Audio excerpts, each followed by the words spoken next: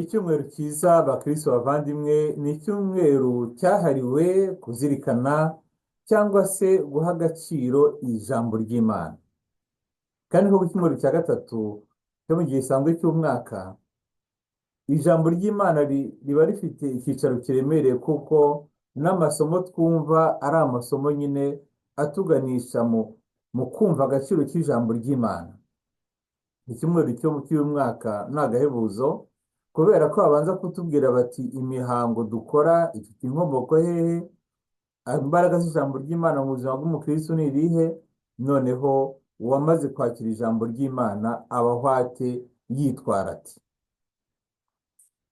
Mu gitabo cy'umuhanuzi Esdras na Nehemiya, ibitabo abahanuzi ariko mu by'ukuri si bo. Esdras cyangwa se Ezra yari umuherezabitambo, Nehemiya akaba umunyacyubahiro, akaba yari nka guverineri. Noneho abo bantu bombi, umwami Sirusi w'abanyaperisi aciye iteka ko ibintu byo gufata abantu mu minyago kure ibihugu byabo bagomba gusubira iwabo, n'Abisirayeli baragiye i Babuloni nabo bemerewe gusubira mu gihugu cyabo cya Isirayeli. Umwami Sirusi abaha ndetse n'imitungo bita amafaranga kugira ngo bajye kuvugurura ingoro yabo, gusana ingoro yabo, kongera kubaka ingoro yabo i Yerusalemu. Ntabwo yongeye gusubirana ubwiza yari ifite mbere, ariko nibura bagiye kuyubaka kandi koko bayihesha ikuzo. Baragarutse rero, turi mu myaka za 430, 440 mbere ya Yezu Kristo.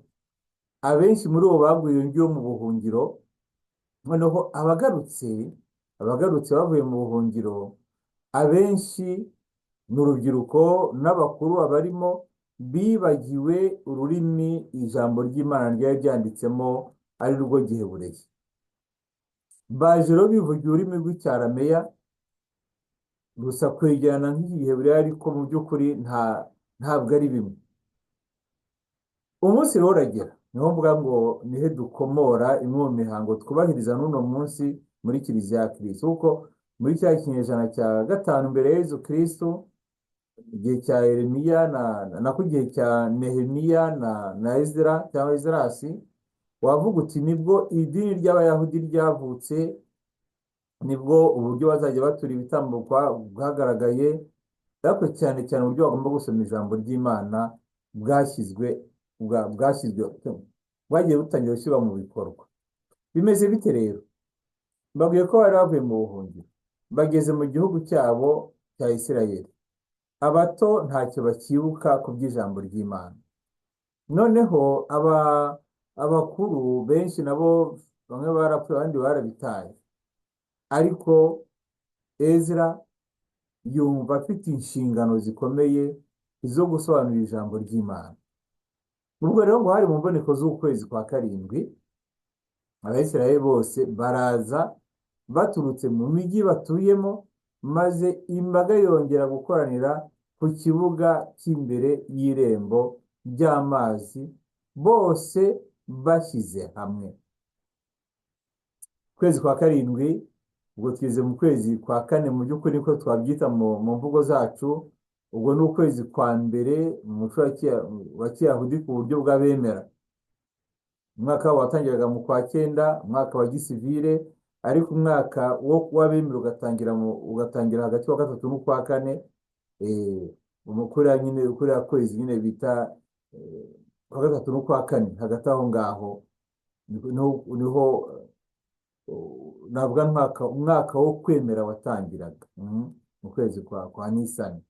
Kwezi kwa Nisani ari nako bahimbazagamo Pasika ya Nyagasani. Bibaye kimwe rero, bumva bagiye mu mahanga, n'ibyobokamana barabyibagiwe, imihango y'ibitambo barayibagiwe, byo kubahiriza amasabato byose barabyibagiwe. Noneho abaje ntabwo bazi ibyo barimo. Biri gusaba rero ko abantu bakuru bafite icyo bemera babegeranya, bakabashyira imbere y'ikoraniro, noneho bakabasobanurira imigenzo n'imico yabo. Bimeze bite rero? Ubwo ngubwo Ezra ari umwanditsi cyangwa se umuherezabitambo, ngo azana igitabo cy'amategeko ya Musa uhoraho yari yarahaye Isirayeli. Umva, mu buyonge mu mahanga iyo bari baragiye baratwaye ubunyago, ntabwo rero bari bakigira nta bahanuzi, nta basaseridoti, nta bitambo, ntaki. Icyo basiganye nibura bashoboye guhisha, hari abagumanye ijambo ry'Imana. Turutse gukubitana n'umuntu w'umudamu hano muri Canada, afite Bibiliya yashaje y'ikinyarwanda. Nabwo yantese Bibiliya, arambwira ati Bibiliya ubona. Navuye mu Rwanda muri 1994, numva ngomba kuba ari yonyine ngumana, nzerera mu mashyamba njya muri Afurika y'Epfo, ariko Bibiliya yanjye nyikomera. Ati ubu ngubu iriho amateka yanjye yose. Uvuga ngo iri jambo ry'Imana mfite, iyo Bibiliya ubona yashaje yapfukavuritse, irimo amateka yanjye yose, kuko niyo yantunze icyo gihe. Ni ukuvuga ngo n'Abayisiraheli igihe bari mu buhungiro iyo ngiyo, hari abatunzwe no guhora bazirikana amategeko ya Musa, ibitabo by'abahanuzi n'ibitabo by'amateka, bakajya babisoma mu Giheburayi, ariko abakiri bato bo barakibagiwe. Igihe rero kirageze, Ezra igitabo arakibumbuye. Ngo kuri uwo munsi wa mbere w'ukwezi kwa karindwi, hari hateraniye abagabo, abagore, mbese n'abandi bose baciye akenge. Nuko kuva mu museke kugeza ku manywa y'ihangu, Ezra asomera icyo gitabo aho ku karubanda imbere y'irembo ry'amazi, hateraniye abagabo, abagore, mbese n'abandi bose baciye akenge. Imbaga yose yari yitonze bateze amatwi igitabo cy'amategeko. Ezra afashe igitabo, arakirambuye, guhera mu museke ari gusomera ijambo ry'Imana abo ngabo batanumva n'ibyo ari gusoma. Ntimutigeze ngo kubera ko batumva gusa Igiheburayi, hari n'ubwo n'ijambo ry'Imana iyo utarihuje n'igihe, abantu bashobora kumva ari ibya cyane ntagire icyo bikuriramo. Ubu rero byari bimeze biti, iyo liturujiya yari iteguye iti, kuko ni liturujiya, niyo mpamvu ndi kubabwira ngo natwe niho dukomora, ni hamwe mu ho dukomora imihango dukora mu gitambo cya misa. Umwanditsi Ezra yari ahagaze ahantu hirengeye, bari bamuteguriye bakoresheje ibiti, mbese ku isomero ry'ijambo ry'Imana. Iburyo bwe hahagaze Matatiya, Shema, Anaya, Uriya, Hilikiya na Maseya. Ubwo bahagaze iburyo. Urabona iyo dusoma ijambo ry'Imana cyane cyane ku ivanjiri, umudiyakoni cyangwa umusaseridoti asoma ijambo ry'Imana, ariko hari n'abahereza bafashe urumuri, bafashe amatara iburyo n'ibumoso, aho murumva ko bari benshi mu ruhande rumwe. Noneho mu rundi ruhande naho hari hahagaze abandi: Hedaya, Mikayeli, Malikiya, Hashumu, Hashibadana, Zekariya na Meshulamu. Iburyo n'ibumoso hahagaze abitwa abareviti, naho umuryango wa Levi bagomba kubahiriza nyine ijambo ry'Imana. Noneho Ezra agasoma mu rurimi rw'Igiheburayi, yarangiza baba Leviti bagasobanurira imbaga, kuko nabo bari bazi Igiheburayi, bagasobanurira imbaga mu rurimi rw'icyarameya bashobora kumva. Imbaga rongo yamara kumva ibyasomwe mu ijambo ry'Imana, bose bakavuga ati twataye umuco, twibagiwe ukuri kw'ijambo ry'Imana, ngo bose bagaturika bakarira bavuga ngo amen, amen. Barasobanukiwe ijambo ry'Imana rivuga. Noneho Ezra abonye abantu bashavuye bariza, aravuga ati muramenye, uyu munsi weguriwe Uhoraho Imana yanyu, mwigira agahinda nk'aho mwapfushije kandi mwiriwe. Koko kandi imbaga yari yamaze kumva ayo magambo, maze bose baraturika bararira. Eze arongera arababwira ati, nimugende murye inyama z'amatungo y'imishishe, munywe n'inzoga ziryohereye, kandi musangire n'abatagize icyo bategura, kuko uyu munsi weguriwe Nyagasani. Ntimurire, ntimugire agahinda, kuko ibyishimo by'Uhoraho ari byo buhungiro bwanyu. Niyo mpamvu muri Kiliziya ku cyumweru burya gusiba atari byo, kuko ni umunsi wa Nyagasani, ni umunsi wo kumva ijambo ry'Imana, twarangiza tugasangira, no tugaha n'abadafite icyo kurya, tugasangira twese twishimira ko ibyishimo by'Uhoraho ari bwo buhungiro bwacu. Mbega ukuntu ari inkuru nziza kumva abantu bakoranye, basangiye ijambo ry'Imana, nyuma barasangiye n'umubiri wa Nyagasani, ariko niyo batashye bagiye gushyira mu bikorwa by'urukundo rya jambo ry'Imana basangiye. Gusoma ijambo ry'Imana, abantu bahagaze barahaye icyubahiro, bakarisobanura, barangiza bagashimira Imana.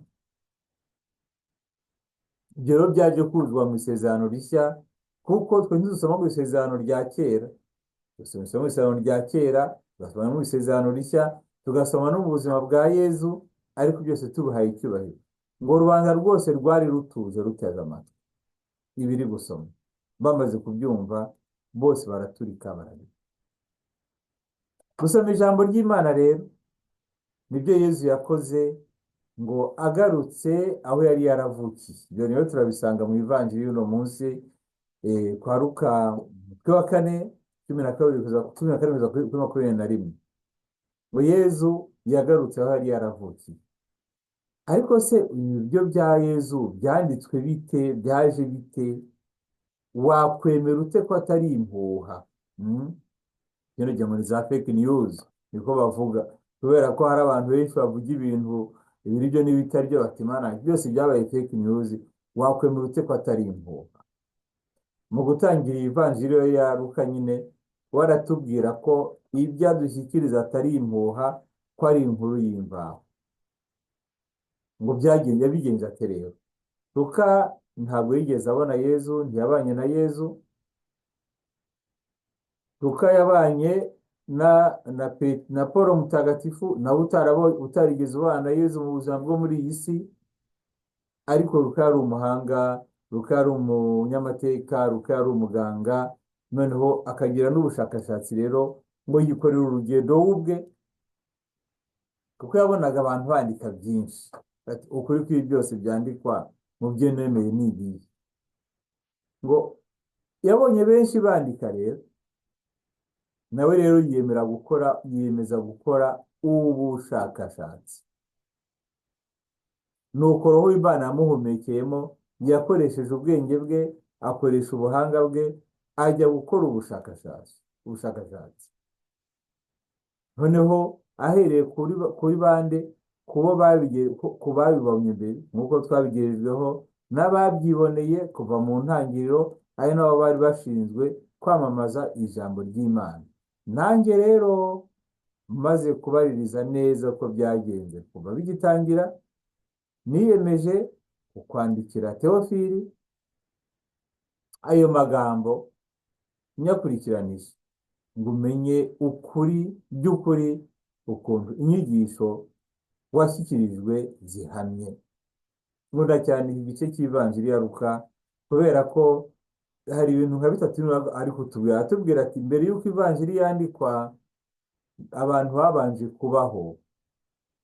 kubaho kwemera no guserebura, mbese no guhimbaza ibyabaye mu buzima bwa Yesu. Bibiliya yose nuko byagenze. Icyabanje si ukwandika, icyabanje nuko umuryango w'Imana wabanje kubaho.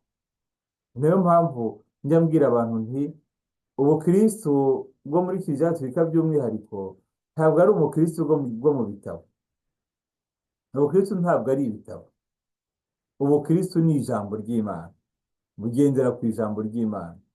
Ijambo ry'Imana rero twarishyikirijwe mbere na mbere ku buryo bw'amagambo no ku buryo bwo kubiserebura, ku buryo bwo kubihimbaza. Liturujia y'ijambo ry'Imana, liturujia ya misa yabayeho mbere yo kwandika isezerano rishya. Hari isezerano rya kera ryari ryarakiriwe muri kiliziya, ariko ntabwo icyabanje ari ukwandika, habanje kubanza kubaho k'umuryango. Ibi ni byiza cyane kandi byumvikana mu mico y'abantu bose. Ikibanza mbere na mbere ni ukubaho, mwamara kubaho ibyo murimo mukaba mwabishyira mu nyandiko. Niko byagenze. Icyo ni icya mbere atubwira ngo mbere na mbere habanje kubaho umuryango, iby'umuryango urimo ubyandika nyuma, ariko handitse benshi njyewe nifuza kujya gushakashaka ngo menye niba twashyikiriza iby'ukuri koko. Inyungu ya kabiri niyo ngiyo, kwiyemeza gukora ubushakashatsi. Ijambo ry'Imana we nurisoma ntuhagarukire mu ko byanditse ni gutyo, uzi bwata ko ni iki bishaka kumbwira, aho nta kindi bihishe inyuma byaba bishaka kumbwira muri iri jambo. Icya gatatu ni uko ijambo twahawe ntabwo ari fake, ntabwo ari ibikuru by'ibihimbano, si ibibeshya. Oya, ababibayemo, ababanye na Nyagasani nibo bahamya bo kubyemeza. Baba rero muri benshi nibo Luka yahuye nabo, amaze kubabaza amenya uko amategeko uko yagenze, arangije arabyandika abishyira ahagaragara. Uwo yandikamo rero nta wundi ni Yezu. Uwo yandikamo ni Yezu, ngo ubwo yari amaze kumenyekana, noneho azi iwabo aho yavukiye, ngo yuzuye ububasha bwa Roho Mutagatifu. Uwakira ijambo ry'Imana nawe yuzura ububasha bwa Roho Mutagatifu. Ubwo yaragarutse mu gihugu cye, kuko yari asanzwe, ngo bamuha umuzingo w'igitabo. Nuko umuzingo amaze kuwufata, azingura igitabo, asanga ari igitabo cy'umuhanuzi Izayi. Asoma aya magambo ati, Roho wa Nyagasani arantwikiriye, kuko yantoye akansiga amavuta, agira ngo ngeze inkuru nziza ku bakene, ntangariza imbohe ko zibohowe, n'impumyi ko zihumutse, n'abapfukiranwaga ko babohowe, kandi namamaze umwaka w'impuhwe za Nyagasani. Yezu ngo arangije abumba igitabo, agisubiza umuhereza, maze aricara. Buri jambo rirakomeye ahangaha. Kubumba igitabo ni ukuvuga ngo igihe cy'ubuhanuzi kirarangiye, ubu hatangiye igihe cy'ukuri, kuko ari njye Kristo. Amategeko n'abahanuzi ni njye byavugaga, noneho ndahibereye. Igitabo rero gisubiza ababishinzwe, kugira ngo aho kureba ibitabo, ahubwo barebe uw'igitabo kivuga ari we Kristo. N'isezerano rya kera ryateguzaga, ni nawe kiliziya ivuga, ariko niwe tugomba kureba. N'igihe ijambo ry'Imana risomwa, n'igihe wumva ubuzima bw'umutagatifu, n'igihe wumva amateka y'ukwemera kwacu, byose bijye bikujyana kuri Yezu Kristo. Ngo maze aricara. Kwicara mu muco wa Kiyahudi ni ikimenyetso cy'ubuyobozi, ni ikimenyetso cy'ubutegetsi. Murabizi ko mu ntangiriro za kiliziya umuco wagumye kubaho. Tuyumvise no mu gitabo cy'umuhanuzi, nako mu gitabo cya Ezira n'igitabo cya Nehemiya. Yamaze gusoma ijambo ry'Imana, ndavuga Ezira, ngo rubanda rwose rurahaguruka, noneho waricara kugira ngo basobanure. Mu ntangiriro za kiliziya nuko byari bimeze. Umwigisha agomba kwicara, noneho imbaga igahagarara kugira ngo itege amatwi. Mujya mubibona iyo umwepiskopi yaje muri paruwasi, ubundi burya we afite uburenganzira bwo kuba yakwigisha yicaye mu ntebe y'icyubahiro, kuko navuga nti ni umwami.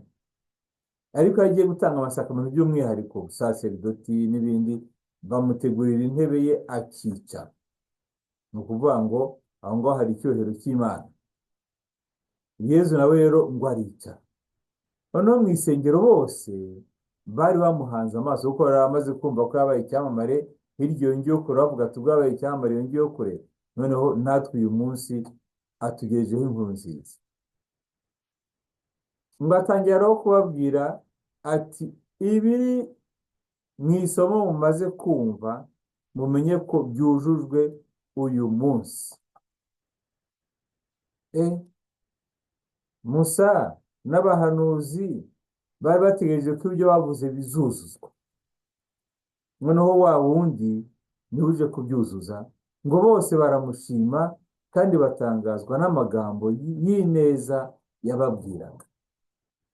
Uyu munsi w'Imana rero none ni ukuvuga ngo igihe dusoma ijambo ry'Imana ntukajye uryumva ngo ryanditswe mu gihe cya Nehemiya, mu gihe cya Izayi, mu gihe cya Musa, mu gihe cya Aburahamu, mu gihe cya Dawudi, ujye uvuga uti uyu munsi rirujujwe. Ijambo ry'Imana uyu munsi mu Kristo muvandimwe rikuzurijweho, cyane cyane ko turimo dutangira umwaka. Ijambo ry'Imana rikuzurijweho kuko Nyagasani akubwira ngo uri mu mwaka w'impuhwe ze. Aje gutangariza kuri wowe, aje guhanurira kuri wowe umwaka w'impuhwe ze, umwaka w'impuhwe za Nyagasani. Ni bingahe rero bizaranga umwaka w'impuhwe za Nyagasani? Dore ngibi.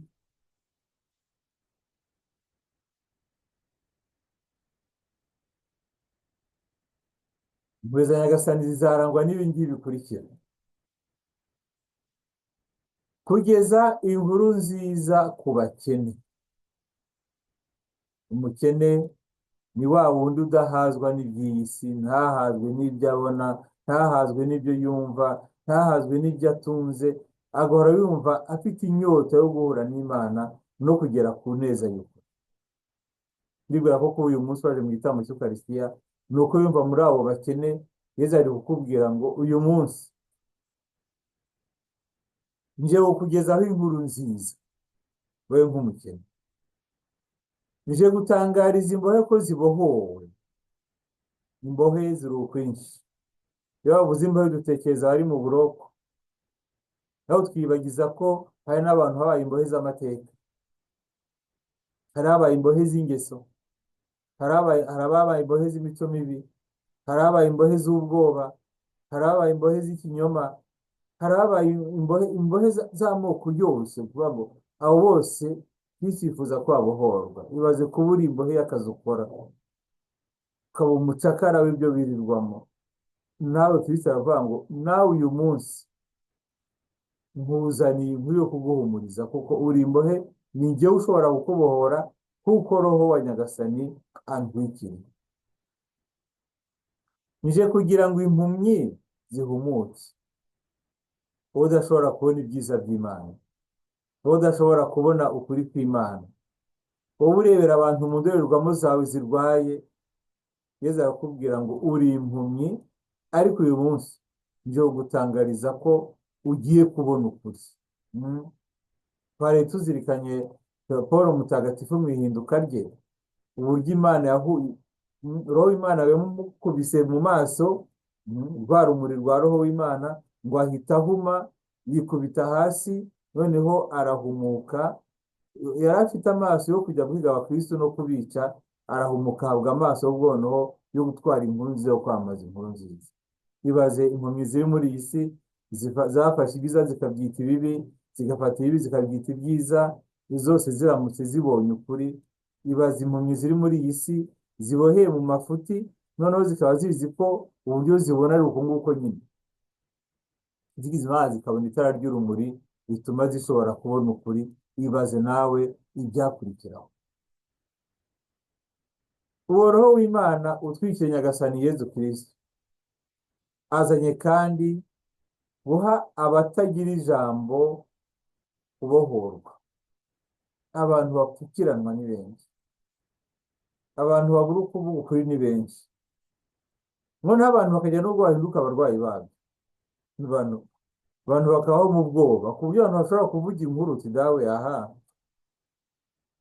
ati ntiwite ku bitakureba, ntujye mu nkuru, ntabwo umenya n'uko uvugisha uwo ari we, nyabune byose bigendere kure kuko ntawamenya.